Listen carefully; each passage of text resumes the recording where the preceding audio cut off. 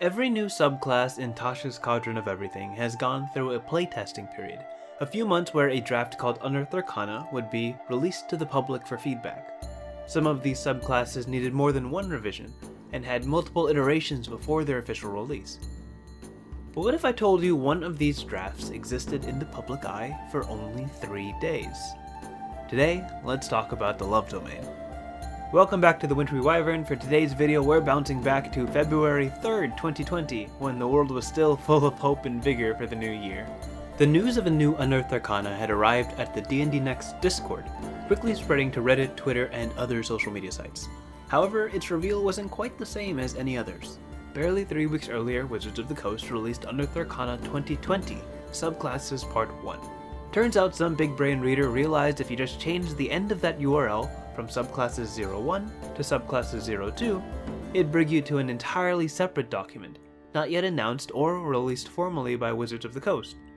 Someone had likely uploaded it for the announcement in the coming days, but it was all but exposed to the masses just a bit early.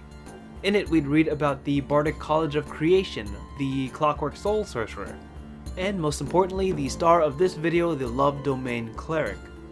Its description regaled us with the different forms of love, passion, infatuation, compassion, and affection, and gave us a list of gods historically and canonically linked to love as a concept. It was an awesome idea, as clerics quite often are the most generous and giving members of their party. But as the subclass was further dissected by onlookers, a few issues came to light. Firstly, the Love Domain spell list had a few curious choices tied to the Enchantment School of Magic. Charm Person, Enthrall, Hypnotic Pattern, Confusion, and Hold Monster.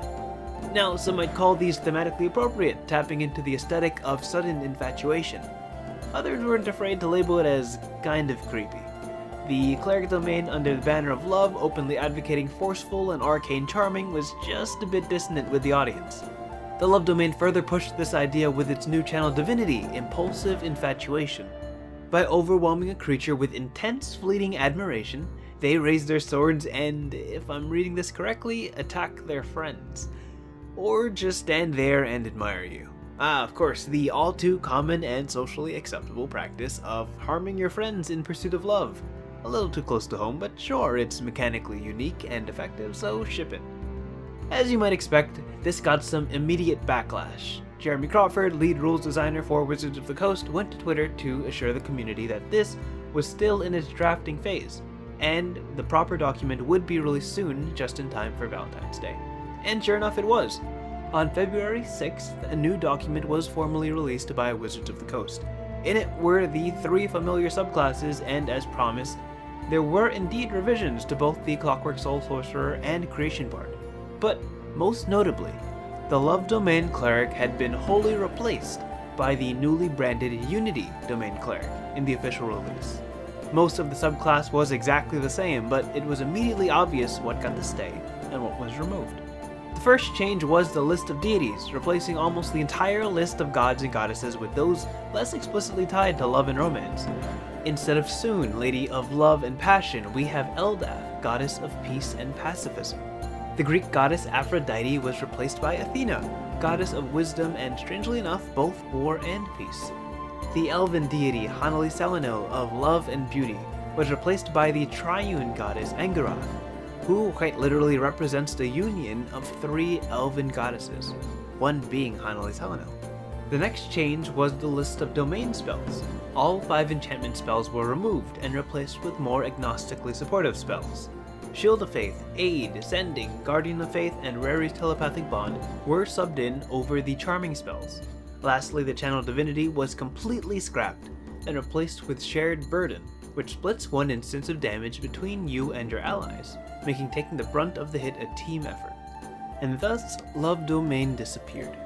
If you try to type in the old URL, you'll find the PDF replaced with another copy of Subclasses Part 1. Love Domain doesn't show up anywhere on the Wizards of the Coast website, and likely never will, since, by the records, it was never officially released. Unity Domain would go on to become the Peace Domain Cleric in Tasha's Cauldron of Everything. I just wanted to take this moment to highlight a strange bump in the road on the way to Tasha's release. Makes you wonder, what would have happened if the Love Domain had never leaked? Would it have been released to the public as is and been subject to the spotlight and criticisms of public playtesting? Or would it have truly never seen the light of day, buried into countless drafts on the cutting room floor? One of the older subclasses of D&D, the Enchantment Wizard, still gets a lot of flack for its manipulative charm thematics, and to be quite honest, in a world of fireballs and necrotic sunderings, it's okay to accept that many spells can and have historically leaned towards more destructive effects. Charming spells are no exception. Mental compulsion can be truly nefarious if used by the wrong characters. The love domain ironically makes a great template for a villain who talks of romance, affections, and passion, but taps into less honest forms of infatuation. It's not to say Wizards of the Coast weren't onto something. A class based on beauty and allure could have been a fun departure from a cleric's usual tenets. We could even look to the Beauty Domain, a homebrew subclass written by Mike Burrows back in 2018, for a very similar thematic focused on enrapturing a crowd.